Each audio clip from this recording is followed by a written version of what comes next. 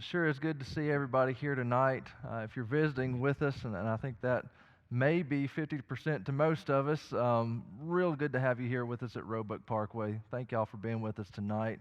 I remembered, somebody just reminded me a second ago actually, there was a story I was going to tell this morning. I completely forgot to tell it about an experience. It has nothing to do with the lesson, but it kind of, I don't know, it spoke a parable to me anyway, about something that happened yesterday. This has never happened to me before. I'm sitting there at the donut shop, and my wife has gone in. And that's not the part that has never happened. I'm sitting there in the car. My wife has gone in to order some donuts, and you know how you do. Sometimes you just kind of space, and I'm not really paying attention to much of anything, but my eyes just kind of scan across the storefront there, and there's this please help us poster. We've lost our cat. Here's the phone number. If you find the cat, and there's a picture of the cat there, and I'm just still just kind of just waiting, not really thinking much of anything, and I cast a glance over here, and there's the cat. And I'm like, this has never, I've always, you see the posters on telephone poles and everything, but I have never actually been able to help, and this felt great. Like, I'm going to rescue the cat, and I'm going to be the hero, and call the number, and so I saw the cat, and I get out of the car, and I go over there to pick the cat up, because it had like gray and white pattern on it, and I thought it was the cat. I was pretty sure that this was the cat, but you couldn't really be sure because in the poster, it's like turned like this, and the cat's over there like rummaging through garbage. And so I go to pick up the cat, and it's got one of those cat attitudes. It's like, I don't care. And so I pick it up, and I start to walk back to the front door, and it kind of squirms and it runs off. I'm like, oh, great. I was thinking, well, I can still call the number, but then it just like stopped a few yards over, so I thought, oh, I'll give it another go. Maybe I didn't hold it right. I'm more of a dog person, so maybe I didn't really support it. So I went over and I picked the cat up again, and it let me again. And so I did. I just made sure I really got it, held in good form, like I would want to be held if I was a cat. And I started walking back to the storefront, and sure enough, it was okay this time. And I got all the way to the window. And you know how these storefronts are. It's nothing but windows. And so I'm sure my wife is in there getting the donuts thinking, what's my husband doing with the cat? It's not our cat. And so I'm walking up to the window, and about now the cat starts squirming again. And this time I'm like, no, Buster, I'm holding on to you this time. I'm going to compare and see. And that's when the cat just goes ninja. And so I've got turtle power on this thumb, and it like cut me all the way up and down here. And so anyway, the parable, the point of the whole story, I got to thinking about it. Like, how is that human nature, right? I mean, the cat was lost. The cat didn't know where it was. The cat was missing its home. It was missing its shelter. When the cat ran off from me, you know what it started doing? It started pawing around looking for food. It was hungry, and its master is out there putting out messages. I've lost my cat. Here's what my lost cat looks like. If you see my lost cat, help it. Bring it back to me. And yet, when I tried to do that very thing, the cat got defensive, and the cat fought back. Is that not human nature? We're lost. We need our master, and when our master sends out word from us, how often do we fight back? Say, no, I don't want that. Isn't that weird? Isn't that strange? Food for thought. It has nothing to do with the lesson. The word for our consideration this evening is empty-handed. Empty-handed. I know we are studying who killed Goliath. We're studying, it's not just a Bible story, but the word that I want to put before you is empty-handed. And it's one of the scariest words, scariest phrases, whatever you want to call it, in the English dictionary, because empty-handed is that place where I am vulnerable, where I am defenseless, where the circumstances of life have come up against me and I have no answer. I have nothing in my hands with which to make an answer. It's a scary, vulnerable place to be when you find yourself empty-handed. I was thinking back to a particular experience in my younger years. I think I was maybe 10, 11, 12, something like that. We went down to the beach, and one of my favorite things to do when we went down to the beach, I like to get out about waist high to chest high, something like that, and put on some goggles and dive down and look for those little mussel things, clam things, whatever you call them, hermit crab type things, whatever little sea life you can find. I like to go do that. That was one of my favorite things to do when we went to the beach. And so on this particular trip, that's what I was doing. I was out there. And here's the thing. I had read about undertow before. I knew what undertow was. But make a note is a very different thing to know a thing and to experience a thing. And so I'm out there looking for these things, and you just don't notice it bit by bit. You're kind of moving. You don't know it, but you are. You're moving. And by the time that I really realized what was going on, I was no longer waist to chest high. I was about chest to neck high. And really, truly, honestly, it was too late to really do anything about that situation by the time I realized what had happened. And so I'm out there. The sandy bottom is kind of falling off beneath my feet. I'm like bouncing up and down on one foot at this point, and it's not looking good. And I felt very empty-handed. I don't have any answer for this. I don't have anything in my hands with which to make an answer. I have no flotation device. I have no boat. I have no skills. I'm not a strong swimmer. I'm not big enough. I'm not tall enough. There is nothing in my arsenal with which to answer this situation. I'm empty-handed. And it's a scary place to be. You're thinking, what are you doing here? You should be dead. My Savior came in the form of my younger sister who was nearby on one of those dumb little floaty blow-up that looks like a seahorse or a dinosaur or something, one of those rings. And so she was floating nearby and thankfully comes riding over the waves, and we hang on to that thing. And it's not dumb when you're just glad to be breathing, and saved my life that day, empty-handed. It's not just scary when it's your life on the line. It can be scary just in any everyday circumstance. I used to have a dream with more frequency than I've had it lately, and I've heard that this is a quite common dream. You may have had it, where you're sitting there in the classroom, or maybe you're in your workplace and everything is going on just as usual, nothing extraordinary about this dream, when all of a sudden you realize somehow, some way, you made it all the way from your home to your desk without ever putting on a stitch of clothing. You had that dream. I've heard that this is a very common dream. You're sitting there with textbooks covering whatever textbooks will cover, and you feel very empty-handed. And I've heard that psychologists say that that's really it expresses a thought, a feeling that you might be having, where, it's a real emotion. You go into a classroom and you say, hey, to your friends, you barely got sat down before the teacher says, we're going to have a quiz on chapter 4 today. And I didn't read chapter 4. And there's that feeling. I'm not prepared. I have nothing with which to answer this circumstance. Or maybe it's just in general. I look around and I see people that are athletic, and that makes them worth something. Or I see people that are intelligent, it makes them worth something. Or I see people that have their looks, and it makes them worth something. But me, I'm empty-handed. I don't have anything, not really. And I feel empty-handed. This feeling is real. It's scary. And it's really what makes our text jump out at me today, because you go to 1 Samuel chapter 17, and we read this very familiar passage about David and Goliath. And you read down through, and the inspired author takes us through this narrative, play by play, what happens. He takes us through the action. And then he gets all the way down to verse 50, and he gives you one of those verses that scholars, that Bible students really like to look for. It's kind of a climax, kind of a summary. Given everything that I just walked you through, here's what happened. Here's the sum of it all, the main point. 1 Samuel chapter 17 and verse 50. So David prevailed over the Philistine with a sling and a stone, and struck the Philistine and killed him. There was no sword in the hand of David. It's interesting. By the time that this inspired history is being written, 1 and 2 Samuel here, David is already very, very well known. He is the greatest king ever. He is well known as a hero of Israel and a hero warrior. They made up songs about David and his feats, how Saul has killed his thousands, but David his tens of thousands. God said, David, I love you. You're very dear to me. You're near to my heart, but you can't build my temple. Why? You have blood on your hands, way too much blood on your hands. David was this fantastic warrior.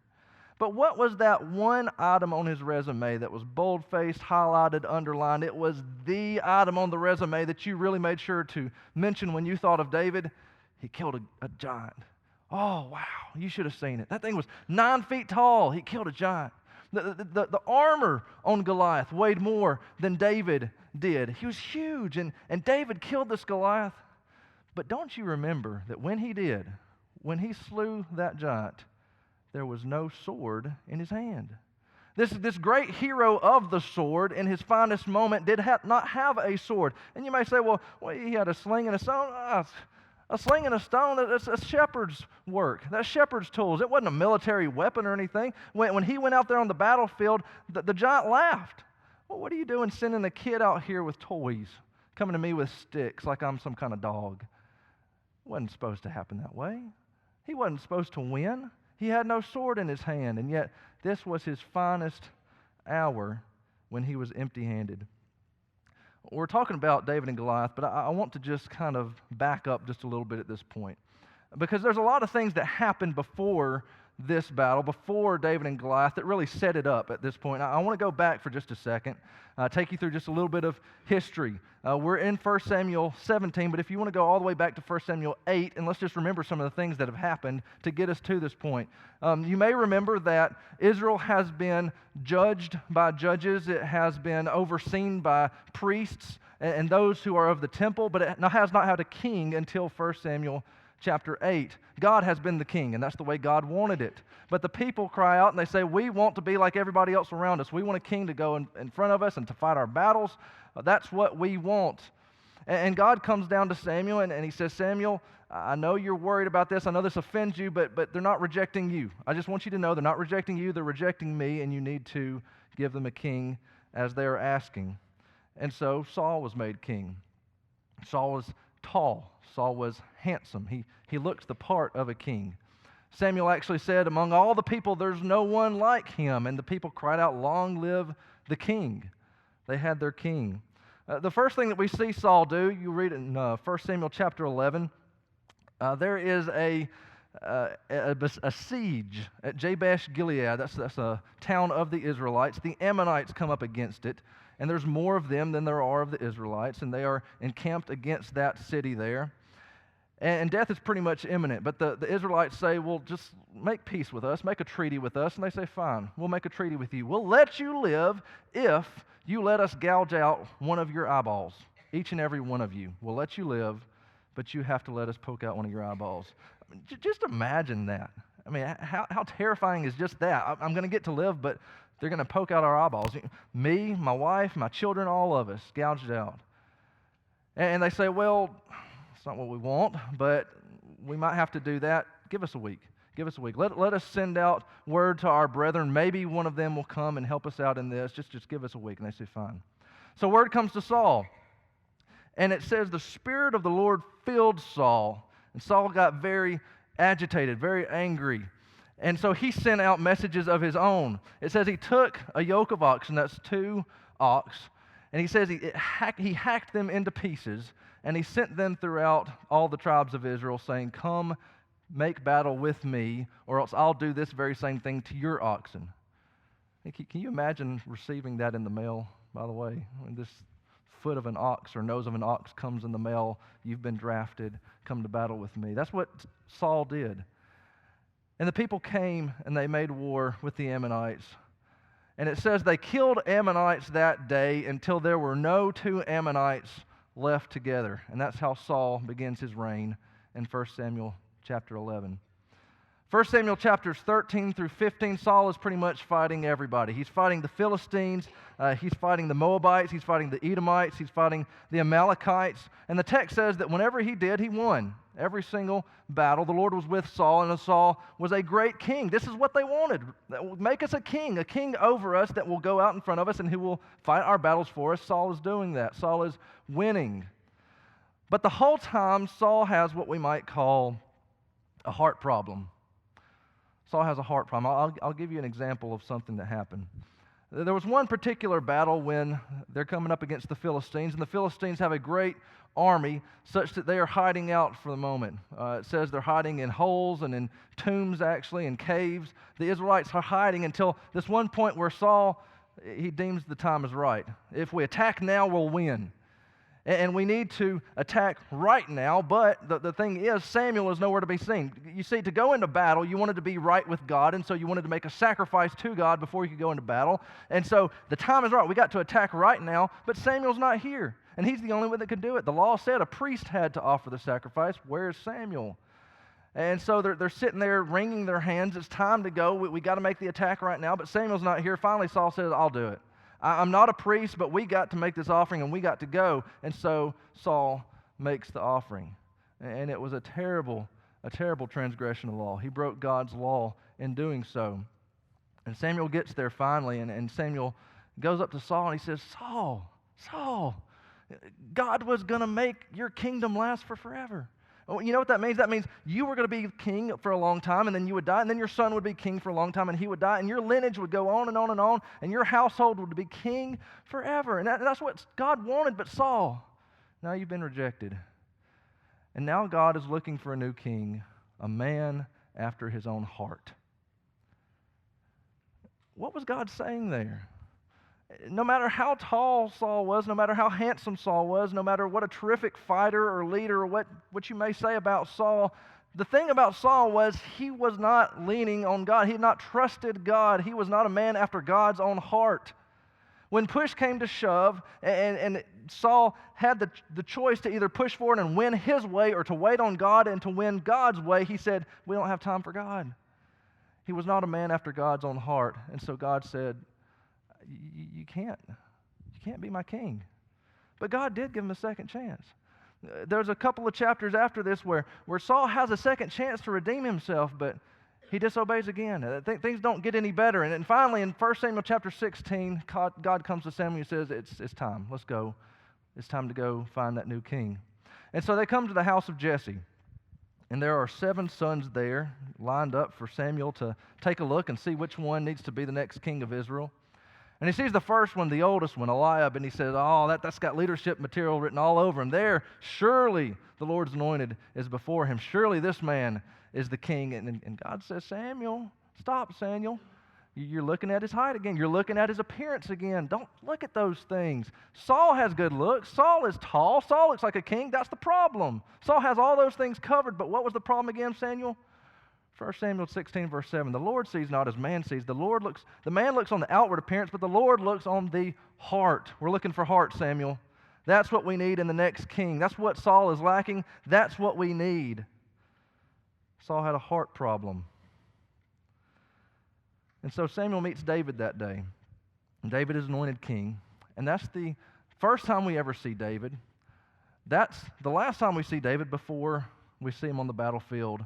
He walks out there to meet his brothers, but he hears this uncircumcised Philistine hurling insults at the God of heaven.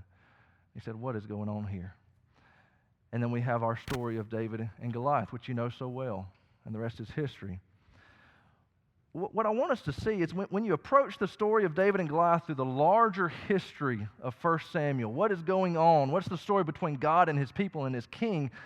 David and Goliath is not necessarily about Israelites and Philistines. It's not really about the hero of the Israelites and the hero of the Philistines. It's not about battles. It's not about any of that. What is it? It's about God's quest, God's search for a man of heart, a man who will lead his people with heart. It's a reminder that before David was ever a hero of the sword, he was a hero of the heart who gave his heart to God. You know, we say that so often, give your heart to God, give your heart to Jesus. What are we saying when we say those things? Trust. David trusted God with the victory. David trusted God with his life. You know, they said, David, you're too small. I don't care. God's got this. David, you're too young. I don't care. God's got this. David, there's no sword in your hand. Watch what God does with this rock. David trusted his God completely to deliver the victory, not in himself. He himself went out on that battlefield empty-handed. And when we ask the question, who killed Goliath? I have a problem saying that David did. David wouldn't say David did. David would say, my God killed Goliath. My God was out there on that battlefield. All I had was a sling and a stone, and you think I could kill Goliath with that? No, God killed Goliath. And I trusted in him to do it. I was weak. He was strong. You remember what Paul said? Remember what Paul said when he had that problem, and we don't know exactly what it was. It was called a thorn in the flesh. But Paul had a problem, and he said, I prayed and I prayed and I prayed, and I wanted God to take that away from me because I was tired of that problem. I was tired of that weakness. And here's what God said to me. 1 Corinthians chapter 12. He said to me, my grace is sufficient for you, for my power is made perfect in weakness. Therefore, I will boast all the more gladly in my weaknesses, so that the power of Christ may rest upon me. For the sake of Christ, then, I'm content with weaknesses, insults, hardships, persecutions, and calamities. For when I am weak, then I'm strong. Empty-handed, weak, but for a purpose, that the strength of God may be seen in our weakness. Because if I was strong, they might mistake what had happened. They might say, oh, it's because he's so strong. It's because of his abilities. It's because of his skills. But when I'm weak, you can't say that. It's unmistakable. It's obvious that it was not me. It was not David. Go through your Bible, and time after time and after time, God uses the weak people. Why? So that it's obvious that it was actually God at work. And David is empty-handed. David is not capable for the task set before him, but David knows it's not me that's going to do it. It's God that's going to do it. And David was a man of heart because he trusted his God to deliver the victory that day. It's scary business. It takes guts to stand before the situation with no facade, nothing in your hand, empty-handed, nothing with which to make an answer, and to realize that even if I do have anything, it's not going to help. Even if I am intelligent, it's not going to add any worth to me. Even if I am athletic, that's not what adds any worth to me. It doesn't matter. Even if I am righteous. You remember what Isaiah said about righteousness? Isaiah chapter 64, verse 6. All our righteousnesses are like filthy rags. Doesn't add anything to me. Here I stand empty-handed before the biggest fight of my life, the fight over my soul. And I have to admit, I'm empty-handed. Nothing in my hands with which to make an answer for my eternal worth. But am I a man of heart? Do I trust my God to fight the battle that I cannot fight? Have I given Him my heart? That's really what it comes down to. Have I given Him my heart? You are of eternal worth. We are of worth, but it's not because of anything in our hands, anything that we bring to the table. And we will go forth and we will do great things as David did, but it's not because of us. It's because of the God that we serve. One more thing about this, related to it. This is the basis, this is the foundation for friendship. If you go all the way back to the battles of Saul again, there was one in particular where his son Jonathan was leading a charge, and he was trying to decide whether he should go up or whether he should stay back. But he had his armor bearer with him, and he's making the decision there. And there's something that he says to his armor bearer that I want to put before you. Jonathan said to the young man who carried his armor, "Come, let us go over to the garrison of these uncircumcised. It may be that the Lord will work for us. For nothing can hinder the Lord by saving by many or by few." And his armor bearer said to him, "Do all that's in your heart. Do as you wish. Behold, I'm with you, heart and soul." Before Jonathan ever saw David, Jonathan had the same thoughts as David. Jonathan saw God as David saw God. You know what? God doesn't need a big army. God can deliver by few or by many. That's what Jonathan said. Jonathan and David had the same perspective, the same outlook on God. And it's interesting to me that what did Jonathan's armor bearer say to him? "I'm with you, heart and soul." The armor bearer of Jonathan knit to him in his soul because he saw that outlook that Jonathan had. Jonathan got it. And now, move forward. 1 Samuel 17, we have the story of David and Goliath. What comes immediately after that? As soon as he had finished speaking to Saul, this is David. As soon as he had finished speaking to Saul, the soul of Jonathan was knit to the soul of David, and Jonathan loved him as his own soul. C.S. Lewis wrote a book. It's entitled The Four Loves, and he talks about friendship love in that book. He said the opening line of friendship sounds something like this: "What? You too? I thought I was the only one." What's he saying there? C.S. Lewis talks about romantic love as love that is invested in the other person. I love you for your sake, and you love me for my sake. But friendship love is a little bit different.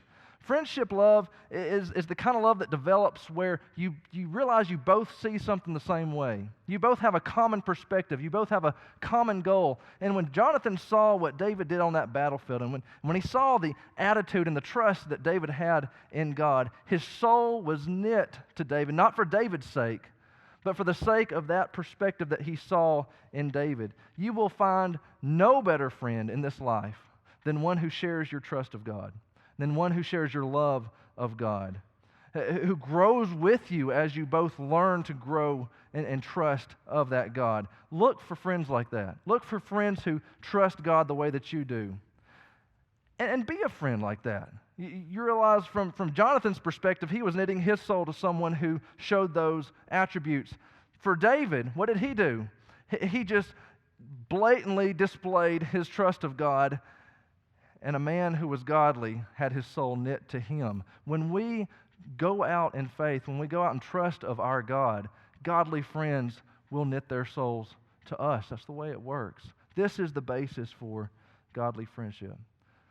The question tonight is, do you trust God? Do you trust Him? Would you put your life in His hands? Empty-handed, I can't do anything about it myself, but I'll put my life in His hands. Well, we sing an old song, but I like some of our old songs. And it goes something like this. Nothing in my hand I bring, simply to thy cross I cling, naked come to thee for dress, helpless look to thee for grace. Rock of ages cleft for me, let me hide myself in thee. If you're here tonight and you would put your heart in the hand of the only one who can deliver it, I want to encourage you to come to this God. He is trustworthy. He's the only one who will deliver us in that great day when we stand empty-handed, because He loves us. If you're not a Christian tonight, I want to encourage you. I want to encourage you from the bottom of my heart to come to Him. To come to Him in faith, repenting. We use that Bible word. What does it mean? I'm sick of doing things my way. I want to do things His way. Because I can tell from what I've seen that He knows better than I know. And in faith, I'm going to walk the way that He says I should walk. I'm tired of doing it the way I think. That's repentance. Confession. What does confession mean? It means I'm not ashamed. It means I believe what I believe, and I'm going to talk about it. I'm going to tell others about it. He's the Son of God. I have no hope outside of Him. I want you to know it because I want you to have that hope too. Confess His sweet name. He is who He says He is. There's nothing in this world that has the power to touch my sins and do anything about it but the blood of Jesus Christ. Have you been washed in His blood? Have you been immersed in the waters of baptism?